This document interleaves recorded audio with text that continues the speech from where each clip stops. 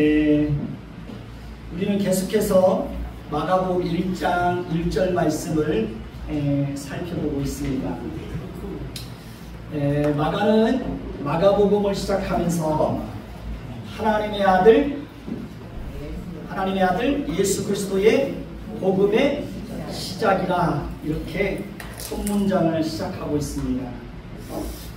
이 말씀 속에는 마가가 전하고자 했던 복음의 핵심이 다 포함되어 있습니다. 마가는 예수님을 부를 때 하나님의 아들 예수 그리스도라고 부르고 있습니다. 우리는 오늘도 지난주에 이어서 각각의 호칭 속에 담겨져 있는 의미가 무엇인지에 대해서 살펴보는 시간을 갖도록 그렇게 하겠습니다. 첫째는 하나님의 아들입니다. 예수님을 하나님의 아들이라고 부르는 것은 그분은 곧 어떤 분이라는 것을 의미합니까? 하나님이라는 것을 의미합니다. 그러니까 관계적 측면에서 질서 차원에서 하나님의 아들이라고 부르지만 그분은 곧 하나님이십니다. 예수님은 피조물이 아닙니다. 예수님은 온 우주 만물이 창조되기 전부터 성부 하나님과 성령 하나님과 함께 스스로 계신 분입니다. 예수님은 성부 하나님, 성령 하나님과 함께 온 우주 만물을 창조하신 분이십니다. 예수님께서 비록 이 땅에 육신의 몸을 입고 오셨지만 그분은 분명히 하나님입니다. 그러니까 예수님께서 이 땅에 육신의 몸을 입고 오셔서 행하신 모든 기적은 예수님 자신이 어떤 분이라는 것을 보여주는 겁니까? 하나님이라는 것을 보여주고 있는 것입니다. 두 번째는 예수입니다. 예수라는 이름의 뜻은 뭐라고 그랬죠? 그가 자기 백성을 그들의 죄에서 구원할 자라는 의미를 가지고 있습니다. 그가 자기 백성입니다. 자기 백성을 그들의 죄에서 구원할 자라는 의미를 가지고 있습니다. 그래서 예수라는 그 이름 속에는 예수님께서 이 땅에 육신의 몸을 입고 오신 목적이 무엇인지를 정확하게 알려주고 있습니다. 예수님께서 이 땅에 마리아의 몸을 빌려서 육신의 몸을 입고 오신 것은 오직 자기 백성들을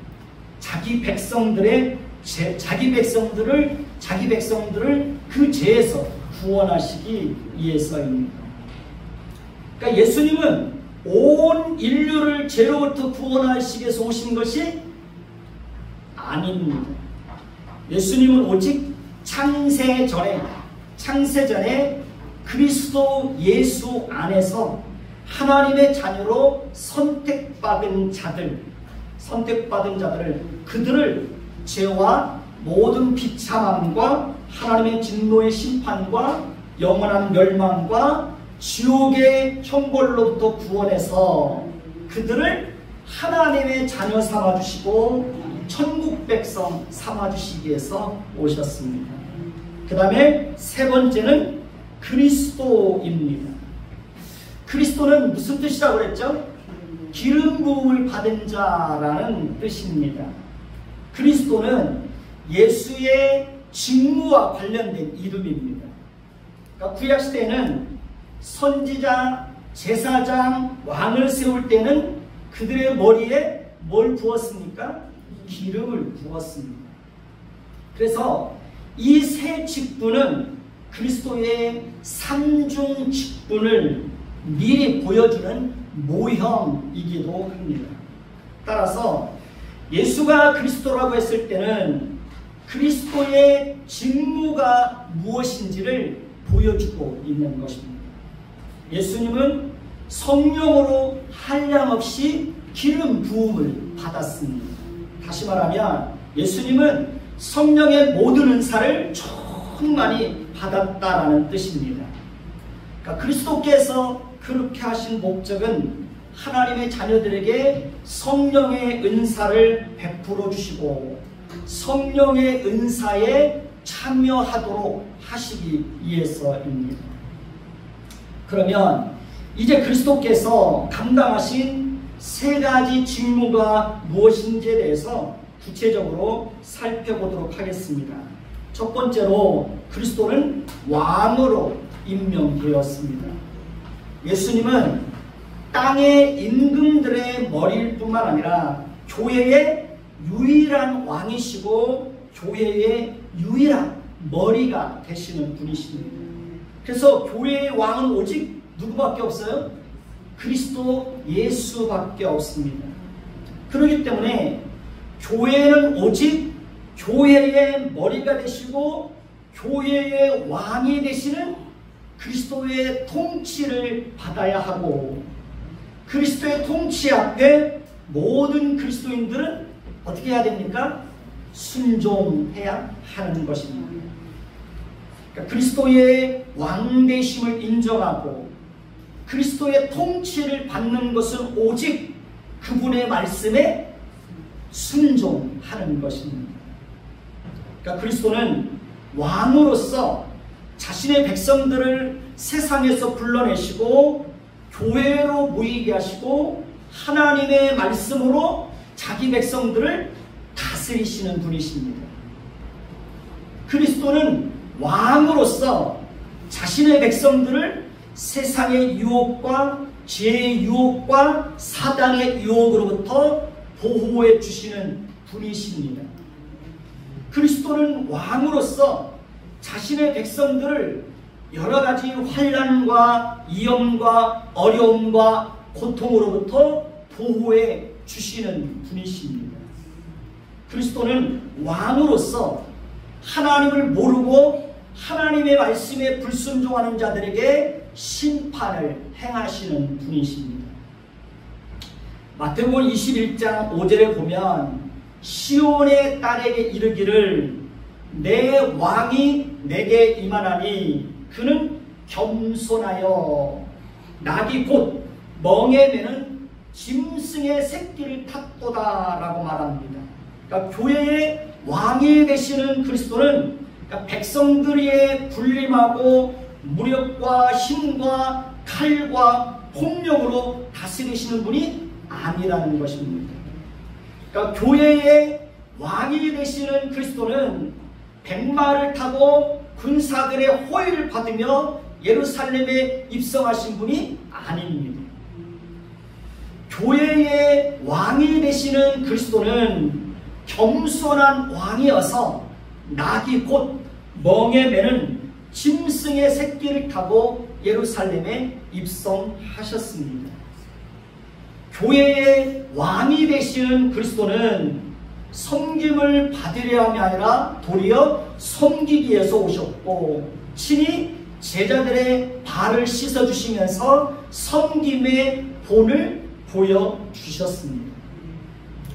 우리도 교회의 왕이 되시는 그리스도를 본받아서 우리도 어떻게 살아야 됩니까? 겸손하게 살아야 됩니다.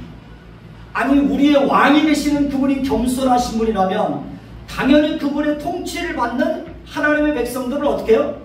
그분의 본을 따라서 겸손하게 살아야죠. 겸손은 우리의 왕 되시는 그리스도 앞에 한없이 자신을 낮추는 겁니다. 그리고 그분의 통치를 성실하게 받는 겁니다. 겸손은 섬김을 받으려 하는 것이 아니라 도리어 섬기는 것입니다.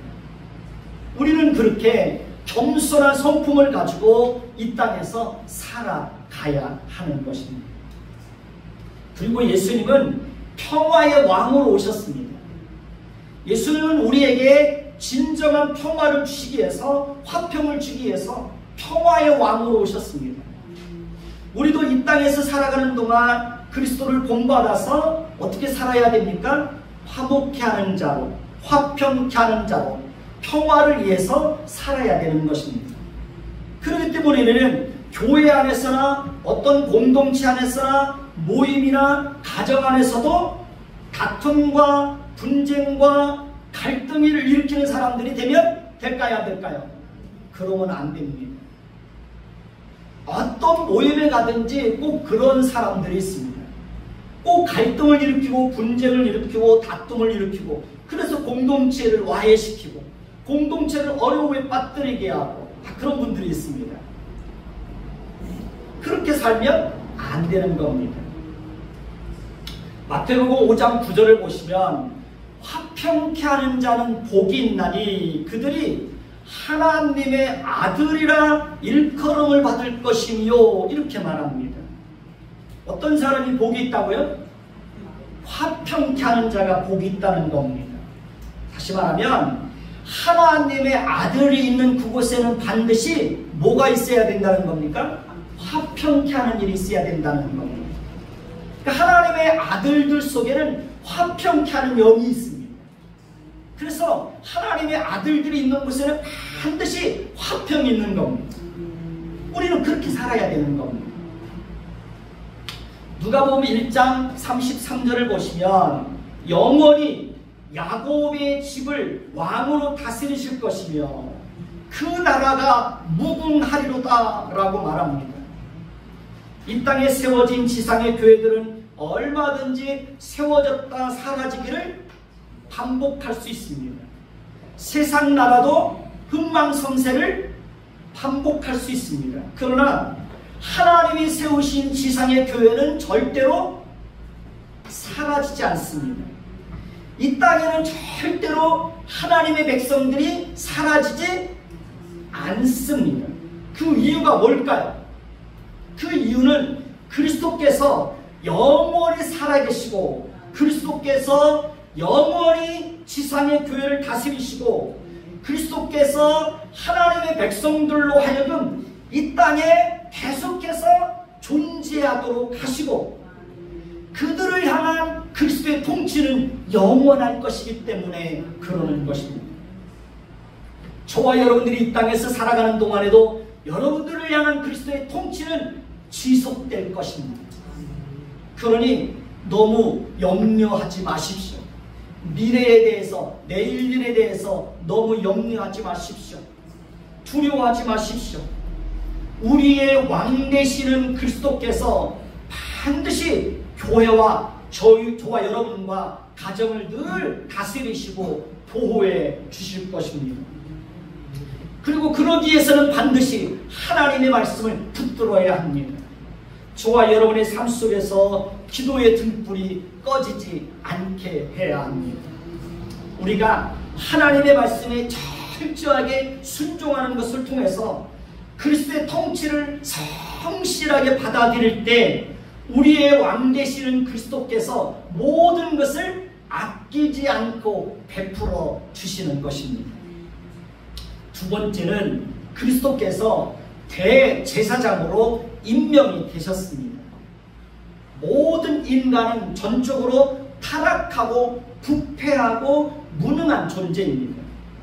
우리는 모두 타락하고 부패한 본성을 가지고 있습니다. 우리는 모두 하나님 앞에서 죄인입니다. 우리는 모두 하나님의 저주 아래 있는 사람들입니다. 우리는 모두 하나님의 진노 아래 있는 사람들입니다. 그렇기 때문에 우리는 절대로 스스로의 의지와 노력만으로는 거룩하신 하나님 앞에 설 수도 없고 그 하나님 앞에 나아갈 수도 없습니다. 우리는 절대로 스스로의 힘으로 죄의 문제를 해결할 수 있을까요? 없을까요? 해결할 수 없습니다. 그런 면에서 우리는 전적으로 무능한 자들입니다. 그렇기 때문에 우리에게는 하나님과 우리 사이를 연결시켜 줄 수 있는 누가 필요합니까? 중보자가 필요합니다.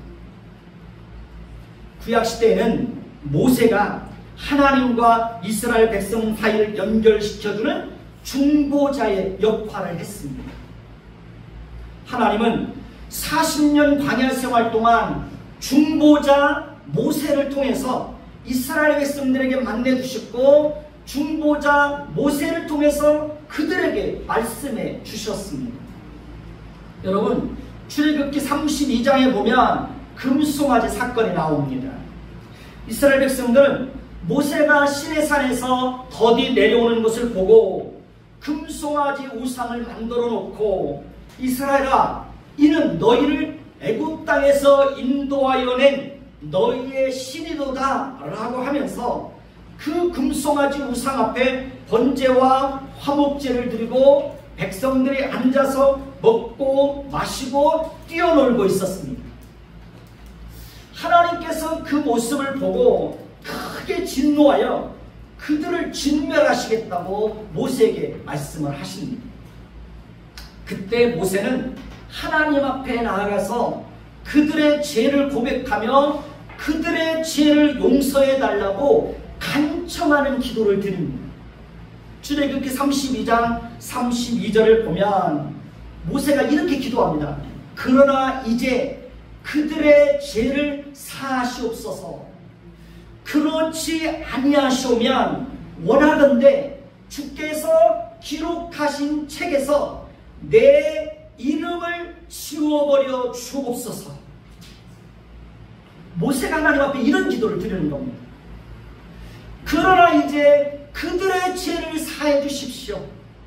그렇지 아니하시오면 원하건대 주께서 기록하신 책에서 내 이름을 지워버려 주옵소서.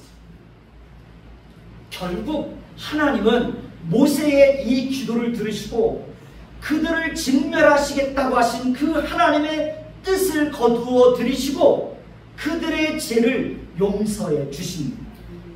만약에 이스라엘 백성들에게 중보자 모세가 없었다면 그들은 어떻게 되었을까요? 그들은 광야에서 다 진멸당하고 말았을 것입니다. 구약시대에는 모세 외에도 하나님과 이스라엘 백성들 사이에서 중보자의 역할을 했던 사람들이 있습니다. 그 사람들이 바로 누굴까요? 대제사장들입니다.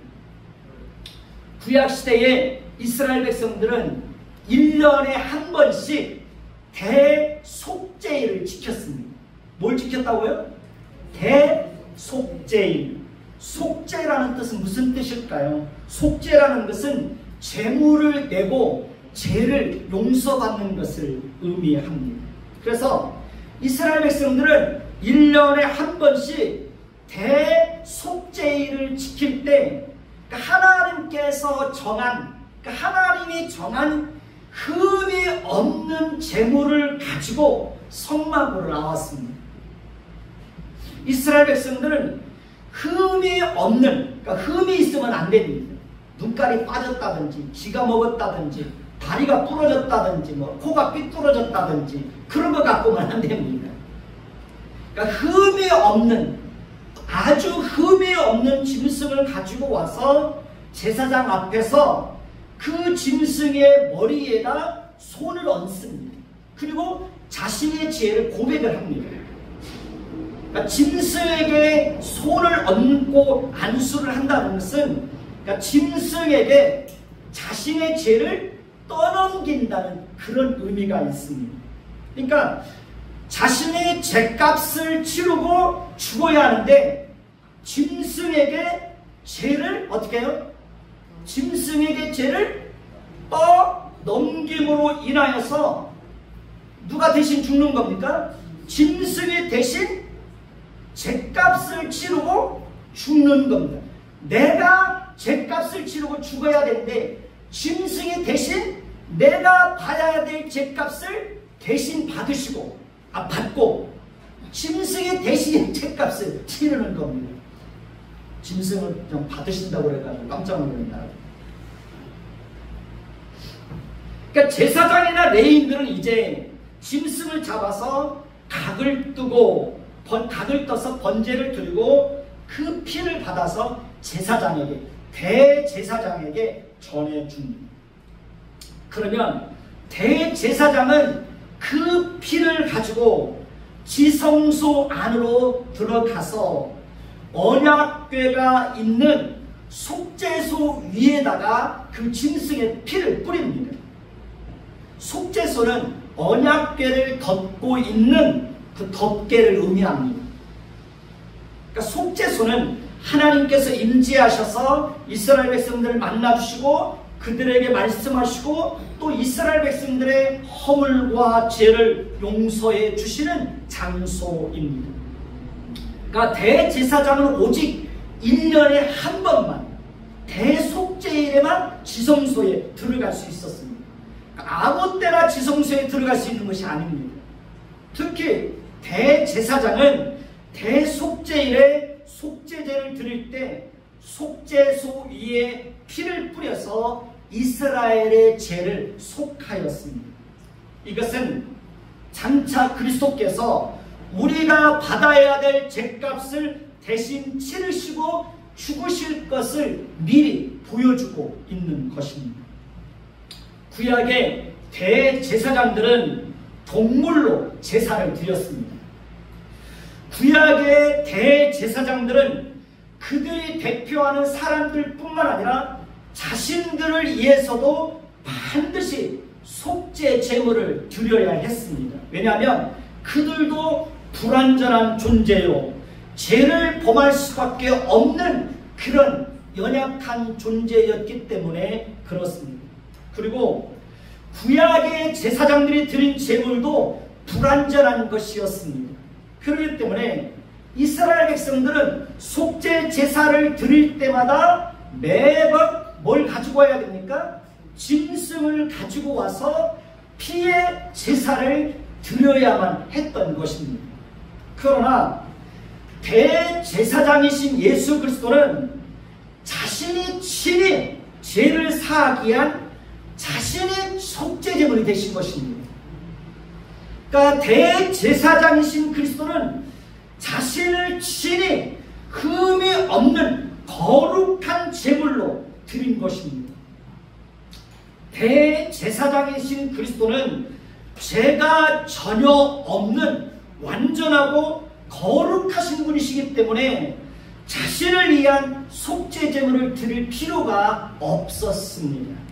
그리고 대제사장이신 그리스도께서 드린 속죄의 제사는 완전하고 영원한 것이어서 이제는 더 이상 짐승을 잡아서 속죄의 제사를 드릴 필요가 없게 되었습니다. 그리스도는 단 한 번의 희생제사로 완전하고도 영원한 속죄를 이루어 주신 것입니다. 대제사장이신 그리스도는 자신의 몸을 친히 속죄의 제물로 드림으로 하여 하나님의 공의를 완전히 만족시키셨습니다. 그리고 하나님은 그것을 근거로 해서 우리의 모든 죄를 다 용서해 주시고 우리를 의롭다고 인정해 주신 것입니다. 특히 예수님은 모든 인간을 위해서 대속제물이 되시는 것이 아닙니다. 그리스도는 오직 자기 백성들을 죄로부터 구원하시기 위해서 자신의 몸을 친히 속죄 제물로 드린 것입니다. 그리스도께서는 대제사장으로서 우리의 죄를 위해서 친히 죽으시고 자신의 피를 죄값으로 지불하시고 하나님 보좌 앞으로 나아가셨습니다. 그 결과 하나님과 우리 사이에 막혔던 죄의 담은 허물어지고 하나님 보좌 앞에 담대히 나아갈 수 있는 길이 활짝 열리게 된 것입니다. 그리스도는 지금도 영원히 우리를 위해서 대제사장으로서 중보의 역할을 감당하고 있습니다. 그리스도는 지금도 하나님 보좌 우편에 계시면서 대제사장으로서 우리를 위해서 중보하십니다. 우리를 위해서 기도하십니다. 그리스도는 지금도 우리를 위해서 하나님 보좌 앞에서 우리의 연약함을 변호해 주십니다. 그리스도는 지금도 하나님 보좌 우편에 계시면서 늘 우리를 돕고 있습니다.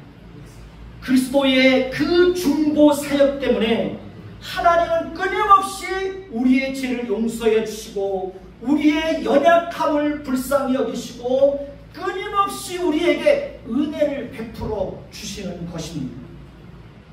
그리스도의 그 중보 사역 때문에 우리는 악의 유혹으로부터 보호를 받을 수가 있는 것입니다. 그리스도